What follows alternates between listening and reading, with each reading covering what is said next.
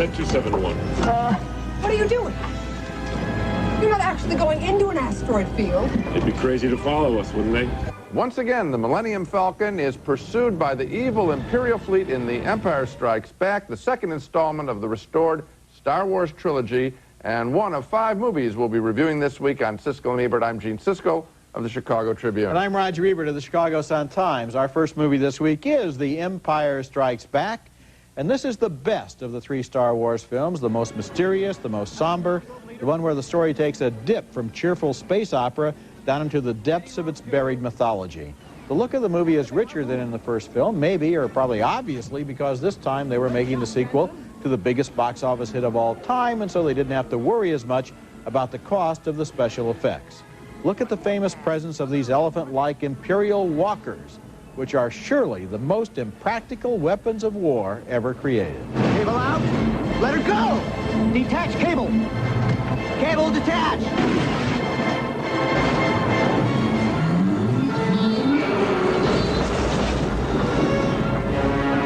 Come on! And look here at the Cloud City where Han Solo brings Princess Leia and the others for safety, he hopes. The look of the city has been enlarged upon and enhanced for this reissue. And here Billy D. Williams as Lando greets the rebel fighters. How you doing, you old pirate? So good to see you. I never thought I'd catch up with you again. Well, he seems very friendly. Yes. Very friendly. Of course, that was Harrison Ford as Han Solo and Carrie Fisher as the princes. The heart of this movie takes place on a forest planet where Luke Skywalker, played by Mark Hamill, is taught in the ways of the Jedi by a little creature named Yoda. You must unlearn what you have learned. All right, I'll give it a try. No, try not. Do or do not. There is no try. More so than in the first movie, Empire is dominated by the towering, chilling presence of Darth Vader. You are beaten. It is useless to resist. Don't let yourself be destroyed as Obi-Wan did. If Empire reveals a weakness this time around, it's in the character of Chewbacca, whose mournful howls get a little tiresome after a while. The princess, you have to take care of her. You hear me? Huh? There's no doubt about it, The Empire Strikes Back is one of the great visual achievements in the history of special effects and of the cinema. And not because of the skill of the special effects, because skill can be bought and paid for in Hollywood, but because of the imagination behind them. You can blow things up all day long in today's Hollywood and never give it a moment's thought, but to create these worlds in this film with their amazing creatures and their awe-inspiring sights, that takes a certain genius. And The Empire Strikes Back is rich and generous with its imagination. Well, Roger, let's credit the director of this film, Irvin Kershner, who was an inspired choice. There was nothing, I don't think, in his career that would lead anyone to believe that he could have made a action picture. He had made a film, I think, called Loving before that. So that was, I don't know where Lucas came up with that. And then, yes, it is the best of them because it's a challenge to create the second part of the puzzle here and the guts to make it an ending that doesn't wrap up everything completely. Yes, right, yeah. Wow, is that exciting? Could that be done today with the mentality out in Hollywood? I don't even know if Lucas could get it by the way nowadays. this series is grossing at the box office, maybe somebody will be inspired to make more movies like this, and of course Lucas is going to make 3 more. But you know, I spoke about Yoda. How did they do that with an artificial creature? It's not just that he moves and talks and has eyes that open and close. It's that the face mirrors every emotion you could ask for from a human actor. Well, I suppose it's the story situation that we understand it. I mean, that it's clear. It's been set up clearly enough. And again, the eyes, literally, the technological work done on the eyes makes Muppets and every other creature in the movies work. Okay, next movie, and our next film is a most entertaining and revealing documentary called When We Were Kings, about the famous Muhammad Ali-George Foreman championship fight in 1974 in Zaire, the so-called Rumble in the Jungle. It's been a full generation since that fight, since Ali protested the Vietnam War, since he reached out to his people and became the most recognized face on earth. Here is Ali at his most entertaining, selling the fight to the New York press. I'm experienced now, professional. Jaw's been broke, been lost, knocked down a couple times. Bad. Been chopping trees. I done something new for this fight. I done wrestled with an alligator. That's right. I have wrestled with an alligator.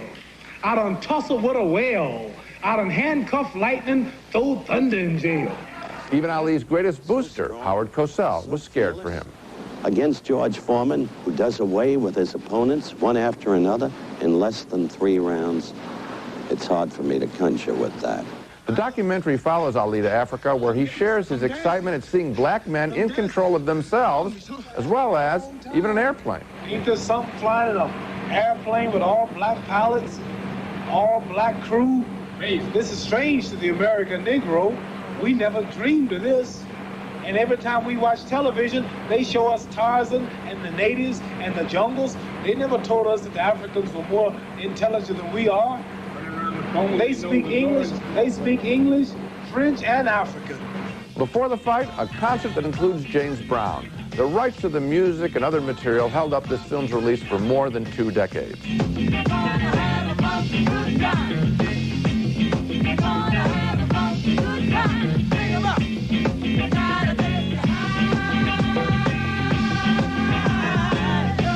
Based on this film, I have to rank Muhammad Ali as one of the most influential men of this century. Physically gifted with rapid-fire punching, mentally gifted with a big, generous heart, full of love for his brothers and sisters. When We Were Kings was directed by Leon Gast, and it will take some kind of picture to keep this great work from winning the Best Documentary Feature Oscar next month. It's like a time capsule.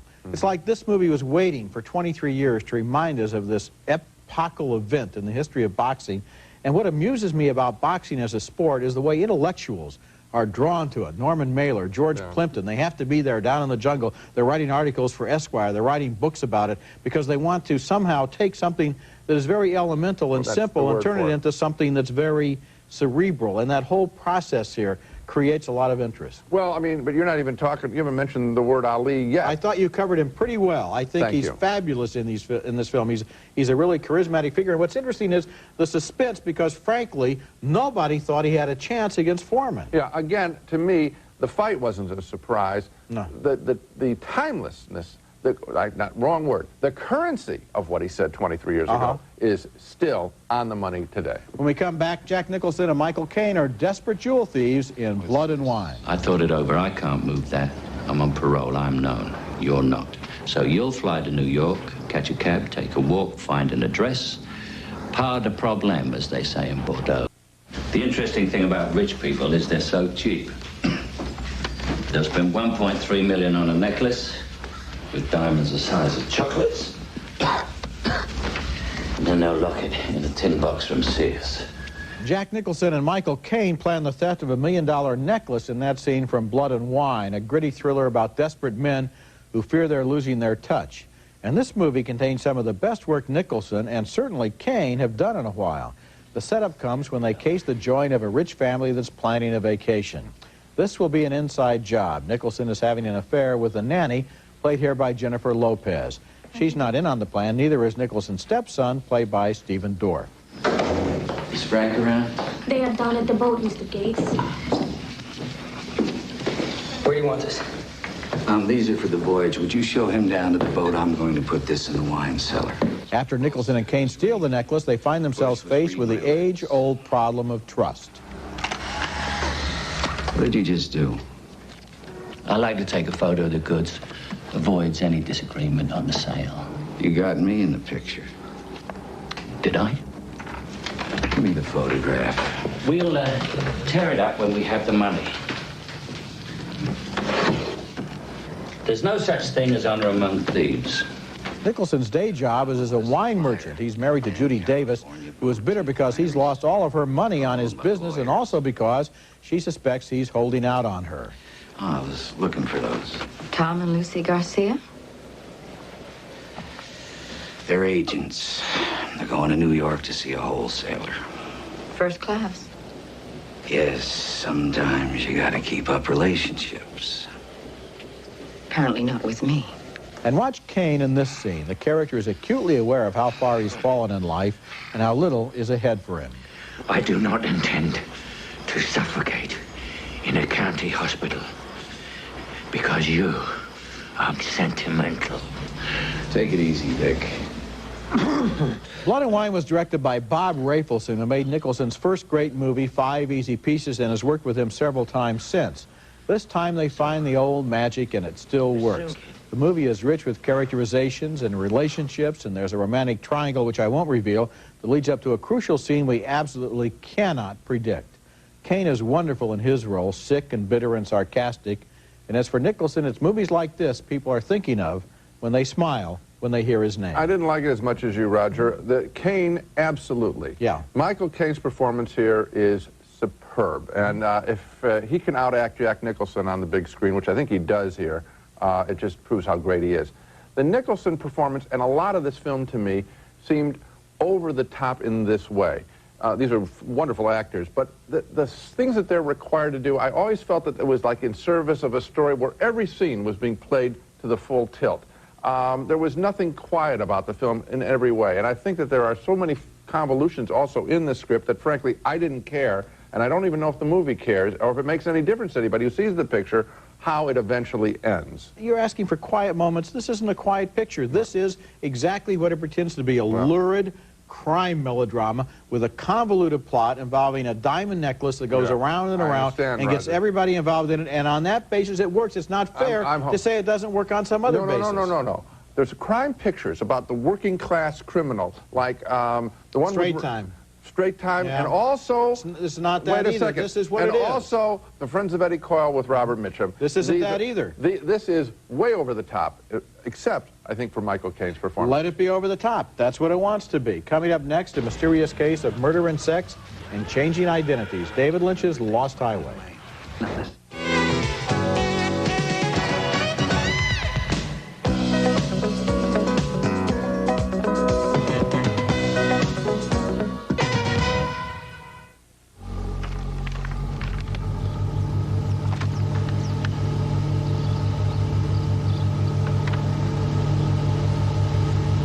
Patricia Arquette receives an envelope at her doorstep and thus begins the wild, confusing, moody, terribly violent, and I found rather meaningless David Lynch film called Lost Highway. As a critic, I'm all for seeing something I haven't seen before, and Lost Highway has that quality, but it also is a film that makes very little sense, to me at least, and so its violence pops out and seems empty-headed.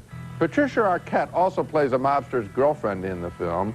Characters and actors shift identities throughout the story, and here she makes serious eye contact with a young garage mechanic played by Balthazar Getty in front of her boyfriend played by Robert Loggia. This magic moment, so different and so new, was like any other until I met you. The kid's boss at the garage is played by Richard Pryor. It's great to see him in a film, any film, even this one. Mr. Eddie called. Can I call him and tell him to come in? Yeah, call him, tell him I'm back, and, you know.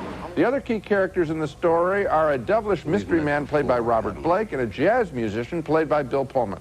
Where was it you think we met? At your house, don't you remember? As a matter of fact, I'm there right now. That's crazy, man. Call me.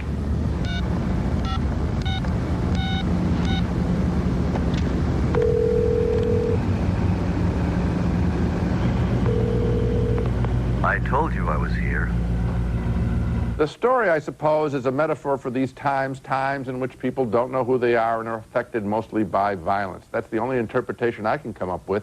David Lynch is a most creative filmmaker, has a fine visual sense, employs great musical scores, but I don't think Lost Highway adds up to much, and therefore its considerable violence really turned me off.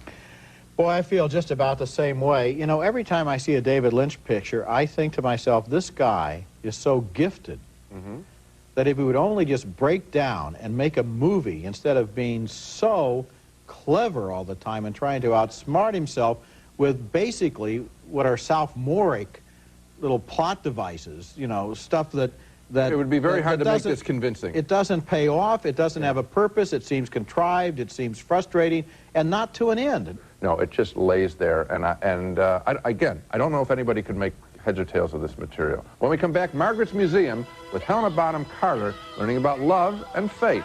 Stay away from me! Our next movie is one of a kind, a love story set in a mining town in the Canadian province of Nova Scotia late in the 1940s. Helena Bonham Carter stars in a wonderful performance that's far from her past roles, playing a young cleaning woman whose father and brother have died down in the coal mines. One day, a stranger walks into the local restaurant and wins her heart, although not quite immediately.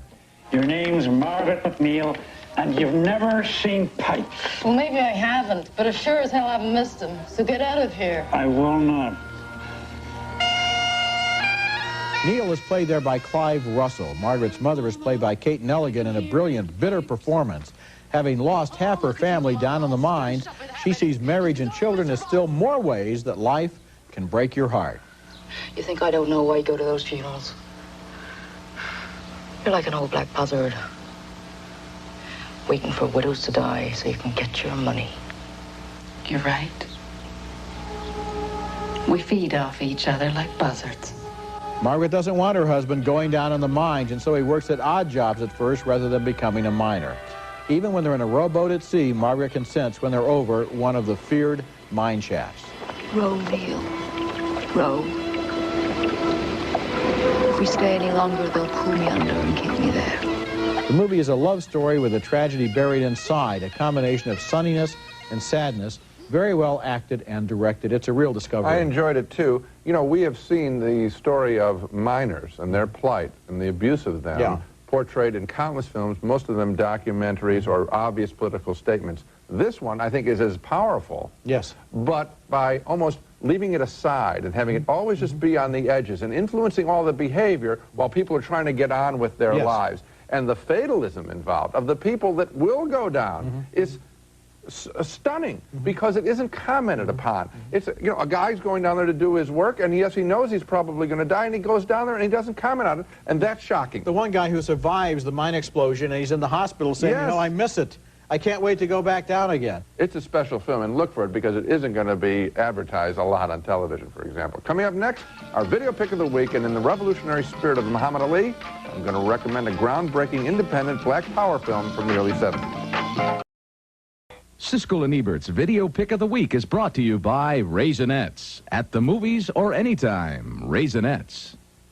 In 1971, I went to the Oriental Theater in downtown Chicago and saw a movie that audibly stunned its mostly black audience. It was Melvin Van Peebles' Sweet Sweetback's badass song, the story of a man who gains revenge on the police who abused him and lives to get away with it.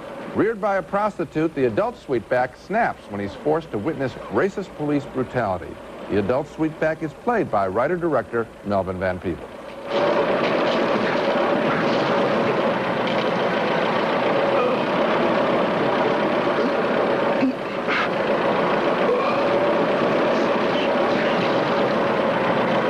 Amazingly, Sweetback escapes to run free.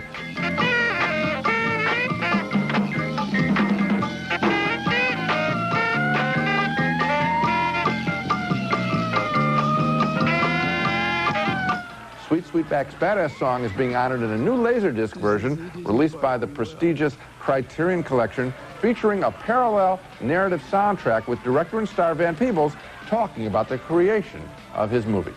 I put in my permit. I got my permit on a Friday afternoon to do this. And it hadn't gotten through yet. But I had my permit. And so when the police cars and everything showed up, that was for free. Sweetback's badass song is also available on tape without that extra soundtrack. It would usher in a wave of so-called blaxploitation films. It was as much a political as an artistic act, and it is a rare film that has genuine cultural importance. I'm very glad I gave it a positive review at the time. It's my video pick of the week. Now let's recap the movies we reviewed on this show. 2 thumbs up for The Empire Strikes Back, the stylish continuation of the Star Wars trilogy. It is the best of the trio. 2 thumbs up for Leon Gast's When We Were Kings, a tribute to Muhammad Ali and the Rumble in the Jungle. A split vote on Blood and Wine. Roger enjoyed a lot more of it than I did. I only cared for Michael Caine's performance. 2 thumbs down for Lost Highway, David Lynch's strange to the point of annoying rumination on alienated life today. At least, I think that's what it's about. And 2 thumbs up for Margaret's Museum. Next week, we'll be back with reviews of more new movies, including Donnie Brasco starring Al Pacino and Johnny Depp in the story of an old mafioso and his young protege, and also Smilla's Sense of Snow, starring Julia Ormond and Gabriel Byrne, in a story of a mysterious death and a secret hidden in the ice of Greenland. That's next week, and until then, the balcony is closed.